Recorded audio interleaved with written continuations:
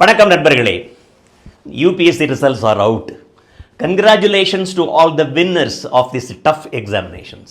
முக்கியமாக ராஜேஸ்வரி சுவே மேடம், ராஜா மொய்தீன் சார், சுருதி மேடம், அப்புறம் நிறைய பேர் இருக்கிறாங்க. நிறைய கனவுகளோடு நீங்கள் உள்ள நுழைவீங்க. ஏழைகளுக்கு உதவி செய்யணும், இல்லாதவங்களுக்கு நம்ம ஏதாவது நல்லது செய்யணும் அப்படின்ற எண்ணத்தோடு தான் நீங்கள் நிச்சயமாக உள்ள நுழைவீங்க.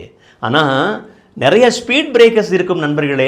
அந்த ஸ்பீட் பிரேக்கர்ஸை உண்டாக்குறது ஒரு குறிப்பிட்ட ஒரு இனம் இருக்குது. அந்த இனம் என்னன்றது உங்களுக்கு தெரியும்.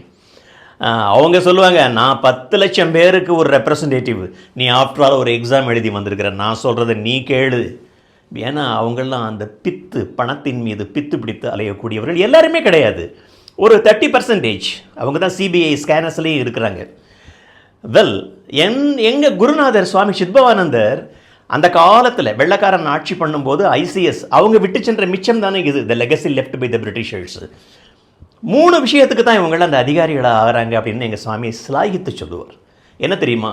1 பெட்டி பவர், அதாவது கடமையை அதிகாரம் என்று நினைப்பது. அப்படி நம்ம ஒருபோதும் நினைச்சிடக்கூடாது. அது நம்ம கடமை, அது அதிகாரம் இல்லை. அதனால தான் அதுக்கு பேர் சுவாமி சித்பவானந்தர் பெட்டி பவர் அப்படின்னு சொல்லுவார்.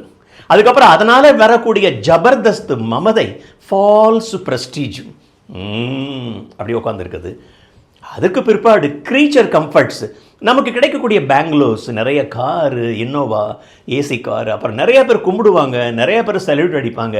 அதுக்கு பின்னாடி நிறைய எதிர்பார்ப்புகள் நிச்சயமாக இருக்கும். அதை நீங்கள் மறந்துட வேண்டாம் நண்பர்களை. நீங்கள் ரொம்ப ஜாக்கிரதையாக இருக்கக்கூடியவங்க இவங்க தான். இவங்க உங்களை வேலை செய்ய விடவே மாட்டாங்க.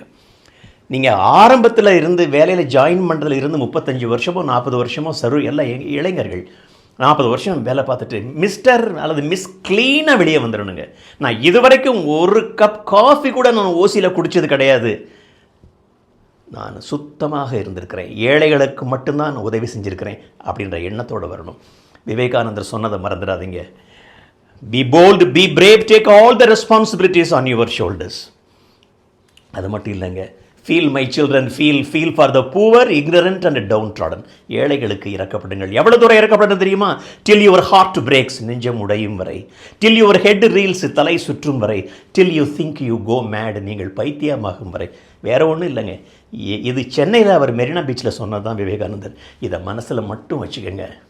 இளைஞர்களே, பெண்களே, ஆண்களே, எல்லாருமே சொல்கிறேன், இதை மட்டும் மனசில் வச்சுக்கோங்க. உங்கள் பார்வை மிஷன் ஏழைகள், இல்லாதவங்க, நீடி பீப்புள், அவங்களுக்கு நீங்கள் சர்வ் பண்ணணும். தெரியுதா? எல்லாருக்கும் வாழ்த்துக்கள். வணக்கம்.